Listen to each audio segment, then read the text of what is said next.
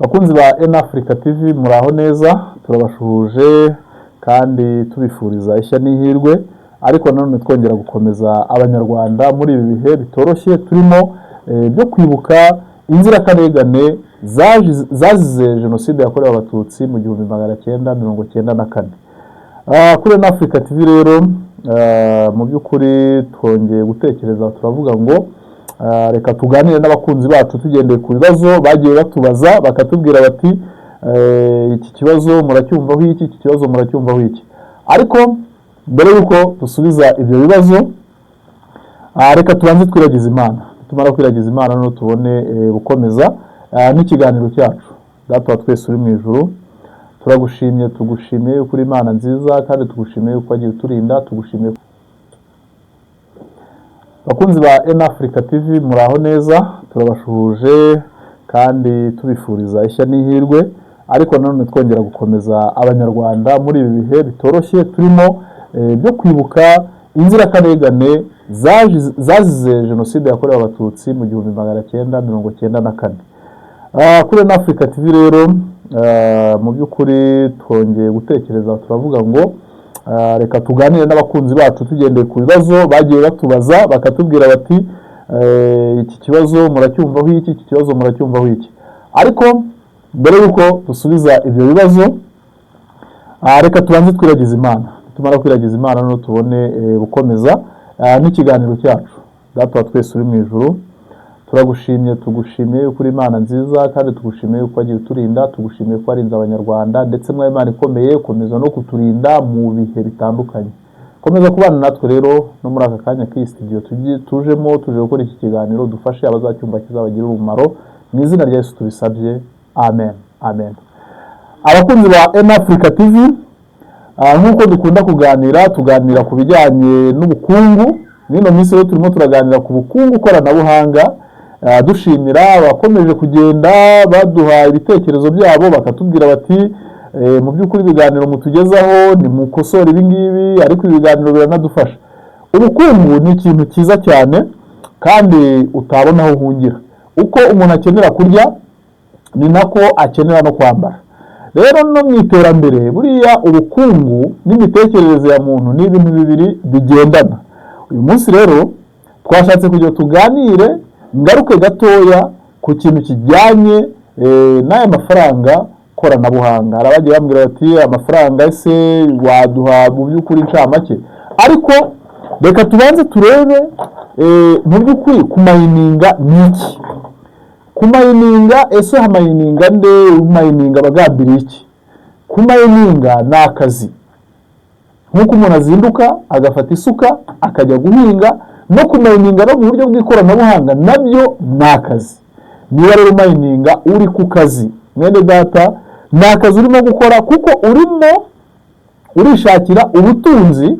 Uko umuntu azinduka akajya gucuruza, akazi ngo ari buze kunguka amafaranga umubare n'uyu, undi akazinduka ajya ku kazi, akazi ngo ukwezi kuzashira hembwe, undi akazinduka akavuga ati wenda mfite igitangazamakuru nk'uko nguko, akaza hano muri studio akagira ibyo ageza kuba mukurikiyeho. No mu buryo bwo gucukura amafaranga koranabuhanga ni akazi.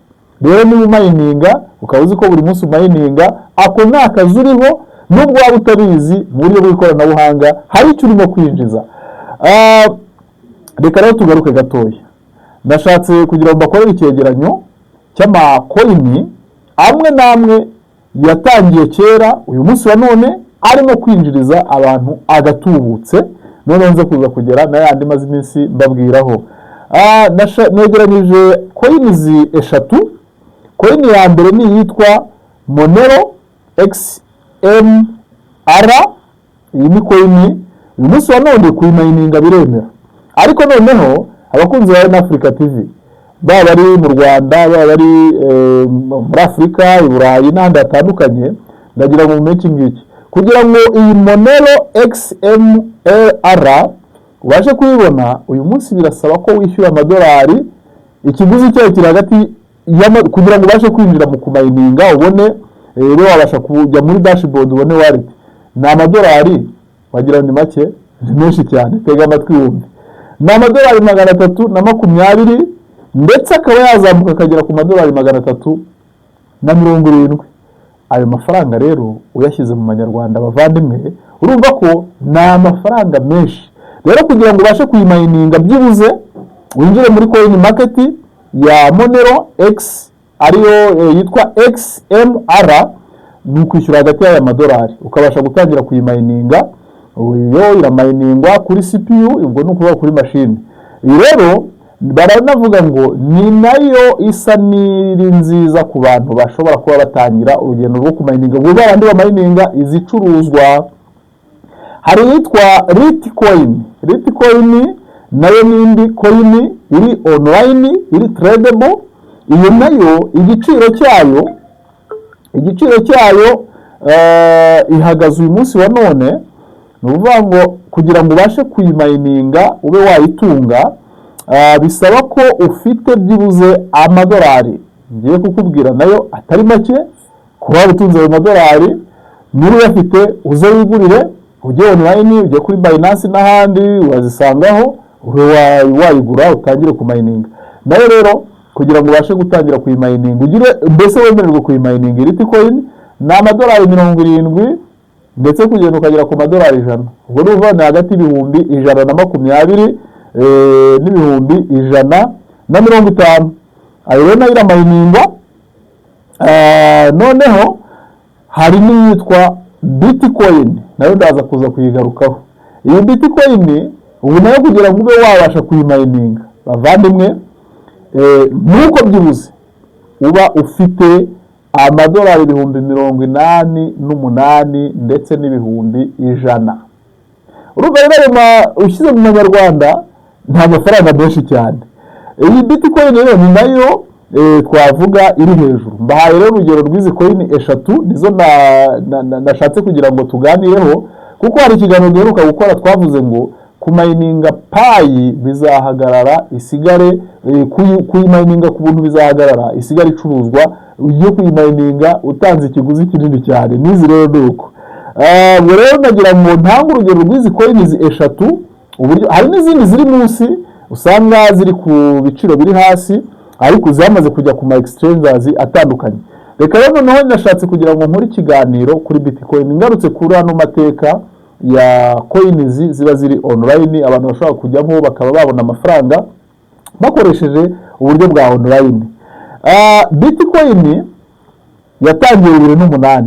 Iyo mvuze Bitcoin nuko ari popular uyu munsi wa none, ikaba izwi cyane. Rero muri 2008 ni ukuvuga ngo niho groupe ya Satoshi Nakamoto bapublishinze ikintu bita Bitcoin white paper. Bayita Bitcoin a peer-to-peer electronic cash system, niko bayitaga. Aho rero niho batangiye gukora icyo bita introduces blockchain technology and decentralized money. 2009 mining kuri Bitcoin iratangira. Batangira kuyimayininga, ndetse hano abadukurikiye batega amatwi, mu mwaka wa 2009 Bitcoin yari ifite value of money ingana na 0 n'amadolari 0. Nta soko yari iriho, nayo yari imeze nk'uko zimwe tumaze iminsi tubabwira zimeze. Aha rero niba yari ifite valeur ya 0 dola, urumva uko byari bimeze muri 2009. Waza wagera 2010 nibwo transaction ya Bitcoin 100 zatangiye. Noneho hari amaze kuboneka Bitcoin 100, nibwo igiciro cyatangiye kuboneka. Igiciro cya mbere cyaje Bitcoin ivunja 0.003. Ubu ni 0.003, ndetse naho yavunjaga 0.01. Umva iri hasi cyane. Bamwe rero bujya bavuga ngo Pi ni umushinga ngo kumaze igihe kinini, ngo it is a scam. No, it is not a scam, brethren. It is not a scam. Urumva niba tubonye ko Bitcoin yari ifite agaciro kari hasi none ya Pi uyu munsi. Urumva rero ko aho ni muri 2010 nubwo ari na kera. 2011 Bitcoin yavuye kuri ya 0 itangira kugira agaciro k'idolari rimwe mu kuyivunja. Twibukiranye ko yandi yacu yo ashobora kuba ari no hejuru. Amwe tumaze iminsi tuvuga mu buryo butaziguye, iyo agaciro kayo kari hejuru y'idolari rimwe. None ya Bitcoin kiragiye yaratangiye ku idolari rimwe. Uyu munsi twaba tubona byibuze ko zirimo kuba mined ishobora kuba iri hejuru y'idolari rimwe. Urumva rero ko biratanga icyerekezo. Yaje kuva ku idolari rimwe 2011 irazigera ku madolari 30, ariko iza kuza gutakaza agaciro. Yaje gutakaza agaciro, imaze gutakaza agaciro isa n'isubiye inyuma. Ubwo hari 2011 ko 2012 yatabaye nk'itagaciro, ariko ihita izamuka 2013 iragenda igera ku madolari 1000. Ibi bitangiye no kumenyekana. Noneho 2015 nibwo yatangiye kugira stabilite, itangira kuvunja hagati y'amadolari 200 ndetse n'amadolari 700. 2017 irazamuka igera ku madolari 20,000. Noneho 2018 yaje kongera kugwa, iza kugwa igera ku madolari 3,000. 2019-2020 hazamo ibibazo bya covid, ariko amakampani menshi nibwo yaratangiye gukora investment muri Bitcoin, bari bamaze kuyimenya. 2021 Bitcoin yaje gutumbagira imwe isigara ivunja amadolari 69,000, ndetse mu makampani amwe nka za Tesla zatangiye gukora investment muri Bitcoin. Ibihugu bimwe nka El Salvador ibyo bitangira kwadorutinga Bitcoin nk'ifaranga rigomba kuba rizwi. Noneho rero 2022 isa niyongeye iragwa, yaje kugwa nanone, isa nigeze ku 2020 ivuye kuri 62, urumva ntabwo yari stable. 2023 kugera 2024 yongeye noneho bongeye kwizamurira agaciro, irazamuka.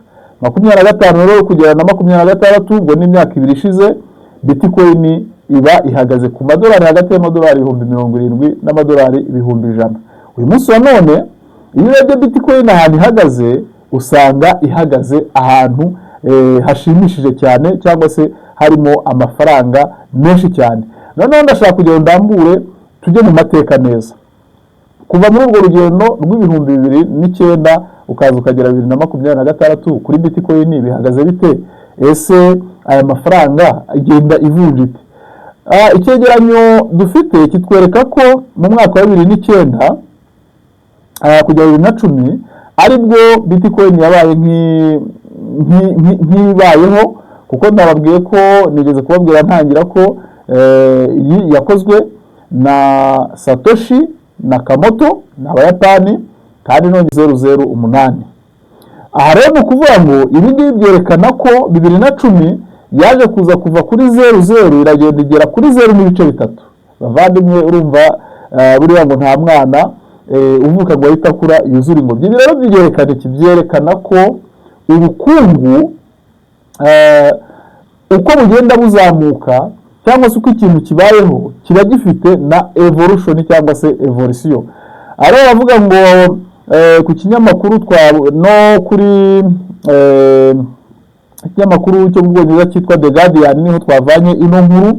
Bavuga ngo in 2029 Bitcoin created by Satoshi Nakamoto, its prices was 0 to 0.008. This was first second value this was first squad value, and then in 2010 it was around 0.003 to 0.30.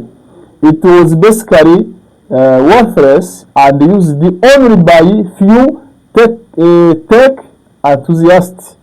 Aravuze kivuze yuko yakoreshwaga n'abari bayizi, nibo bayikoresha. Kandi ndashaka mbabwire ngo ino Bitcoin igiye kureba n'uyu munsi wa none abayikoresha ntabwo ari benshi.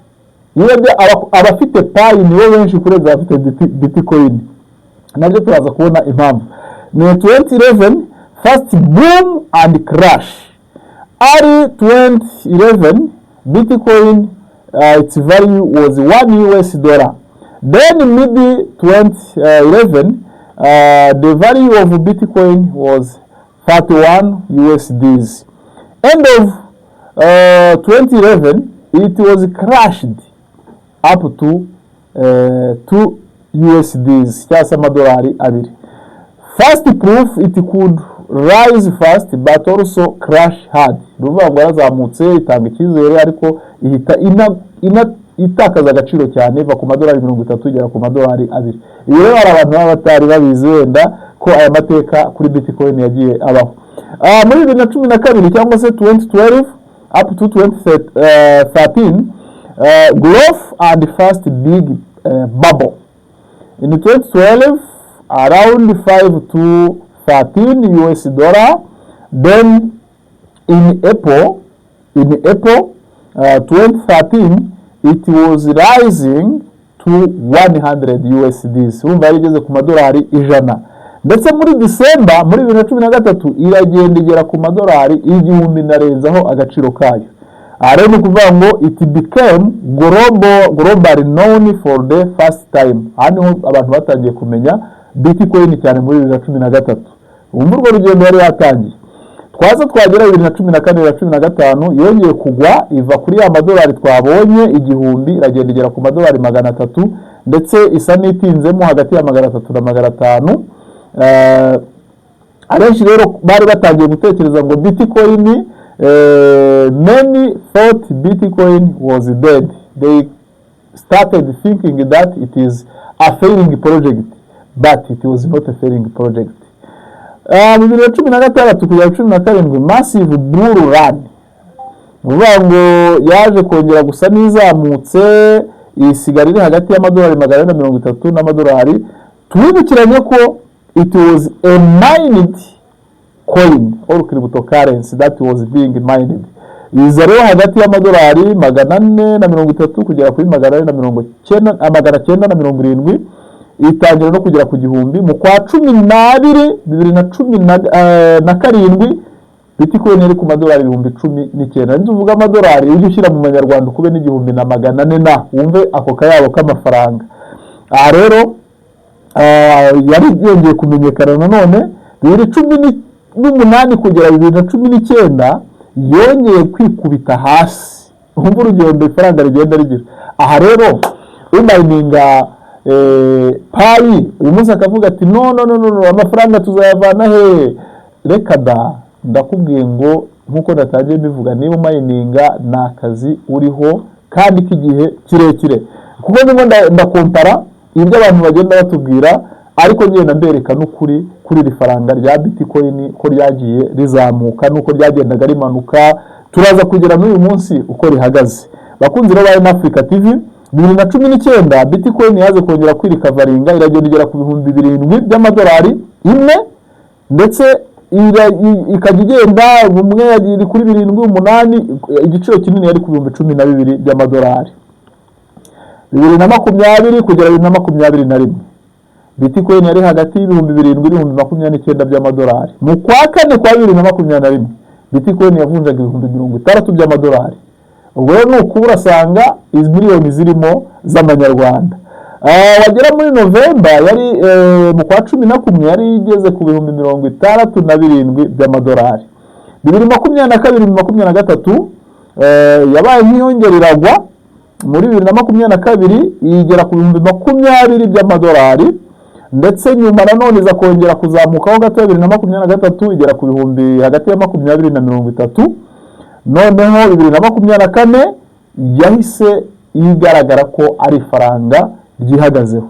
Aho niho yageze ku 45 mu kwa gatatu kwa 2024 iragenda ikubita ku 73 ndetse mu kwa 12 kwa 2024 Bitcoin iragenda ishinga umuzi ku 100,000 by'amadolari. Ubwo ni hafi miliyoni 160 ugereranya cyangwa 70 ugereranyije n'aho idolari rihagaze uyu munsi. 2025 rero Bitcoin yakoze agashya irazamuka igera ku 120 by'amadolari na 23 ndetse igera no ku 126. Urumva rero nk'umuntu wari ufite Bitcoin rimwe ari naho harimo umuntu nzi warwaye yagize stroke abonye ibi bintu yibutse n'ukuntu yazitangiye ubuntu ubu n'uyu munsi wa none ntarabyumva ntago iyo uvuze cyakoze uba mayininga yagaha turimo tubabwira 2026 rero kugera uyu munsi niho nshaka kugira ngo mvuge ubu Bitcoin 2026 mu kwezi kwa mbere yavunjaga $87,000 by'amadolari mu kwa kabiri kugera mu kwezi kwa gatatu ariko turangije Bitcoin ni hagati $62,500 n'ibihumbi 70. Urumva ko hano ugiye mureba uburyo yagiva kuri 0 ikagenda ikagera ku idolari rimwe ikagera kuri 2 ikagenda ikava kuri 2 igenda izamuka uyu munsi wa none ndagira babwire ngo ese Bitcoin itunzwe n'abantu bangahe ku isi? Wari uzi ko batagera muri 25,000,000? Bitcoin ku nkuru twavanye ku iki kinyamakuru cyitwa The Guardian ivuga yuko ni ikinyamakuru cyo mu Bwongereza amakuru twakuyeho ngo the current users of Bitcoin it is 21 million coin users. Ni kuvuga ngo akoresha coin za Bitcoin ni miliyoni 21 ni miliyoni 21 zikoresha aya mafaranga y'ikoranabuhanga. Twigarukire rero kuri ano mafaranga twavugaga. Aya mafaranga twavugaga koranabuhanga ndagaruka kuri Tau, ndagaruka kuri Rio Network, ndagaruka no kuri Pi Network. Bavandimwe abadukurikira bakurikirana Africa TV nicyo cyatumye tuza ahangaha tufata mikoro kugira ngo tubwire abantu bamenye yuko no mu ikoranabuhanga buriya waruzi yuko ushobora kuhacukura amafaranga ukayabona. Birashoboka cyane ushobora gucukura amafaranga ukayabona kubera yuko uyu munsi none isi nirimo kwerekeza byaratangiye muri iyo myaka twavugaga. So rero abakunzi bacu twakoze ikiganiro kigufi kugira ngo tubashe kumara impungenge abamayininga ariko bashidikanya. Wishidikanya kuko uyu ni umushinga mugari. Reka nsoze mvuga ku kibazo umwe mu bakunzi bacu yambajije. Yarambajije ati ariko doctor ati ko kumayininga ari akazi ariko se umuntu aramutse apfuye yaramayininze mu by'ukuri byagenda gute? Ese izo coins yari afite bizagenda gute? Ibyo rero ndamwemereye yuko nzabibaza muri kwa teams zombi, yaba kwa team ya Tau Network cyangwa se kwa team ya Pi Network. Ubwo igisubizo bazampa kuko urumva ni that is a challenging idea kandi koko birumvikana, ariko hari ibintu bibiri ngewe nabanza kugira inama mu gihe n'icyo kibazo tutarakibaza.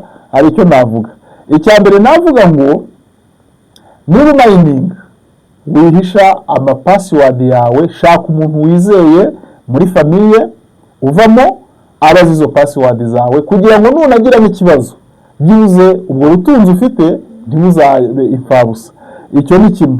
Icya kabiri ni kugira za passphrase zawe ukagira aho uzandika cyangwa se password yawe ukagira aho uyandika. Noneho igihe niba wenda hari aho ugiye ukaba uzi ko ibyo bintu byanditse bisobanutse biri aho ngaho hafi ku buryo hari nk'umuntu wo muri famiye ushobora kuba yabibona mu buryo bwihuse. Ubu rero kugeza uyu munsi numva ari icyo ngicyo niba tutari twabaza ngo twumve bakoze uyu mushinga icyo batekereza, ariko namaze kumwemerera ko nzagifuadinga nkakibaza kugira ngo tubashe kuba mu bintu rega ubu ni ubutunzi aya n'amafaranga turimo tugenda dukorera kandi azatugirira umumaro mu gihe kizaza. Kuri Africa TV rero turabakunda kandi turabashimiye, turabifuriza weekend nziza, turabifuriza kugira amahoro. Twavuze rero ku mateka ya Bitcoin, tumara n'impungenge abamayininga, twabonye ko Bitcoin yatangiye ariko turongera tunagaruka no ko hari n'izindi coin nazo zihenze kugira ngo mining bisabe ikiguzi. Rero ndagiye nkubwire ngo na Pi Network na Tau Network mu minsi iri imbere nta myaka 3 iri bushire zitagiye nazo ku isoko ngo zibe zigurishwa kugira ngo bashe kuzitunga. Imana mwihebe baho umugisha, turabakunda, karakagaruka. Ciao bye.